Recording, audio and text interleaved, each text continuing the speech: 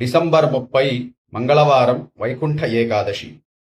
ఆషాఢశుద్ధ ఏకాదశి రోజున శ్రీ మహావిష్ణువు యోగ నిద్రలోకి వెళ్తారు.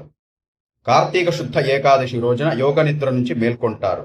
అలా మేల్కొన్న స్వామిని దర్శించుకోవడానికి ముక్కోటి దేవతలు పుష్యమాస శుక్ల ఏకాదశి రోజున వైకుంఠానికి చేరుకుంటారు. దీనినే మనము వైకుంఠ ఏకాదశి లేదా ముక్కోటి ఏకాదశి అని పిలుస్తాం. ఆ రోజు ప్రతి ఒక్కరూ తలస్నానం చెయ్యాలి.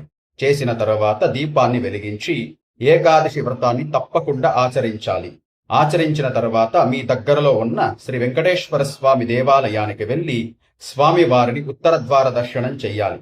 ఇలా చేస్తే సమస్త పాపాలు తొలగి స్వామివారి సంపూర్ణమైన అనుగ్రహం కలుగుతుంది. ఆ రోజందరూ ప్రతి ఒక్కరూ విష్ణు సహస్రనామం కనీస పక్షం 108 సార్లు పారాయణం చెయ్యాలి.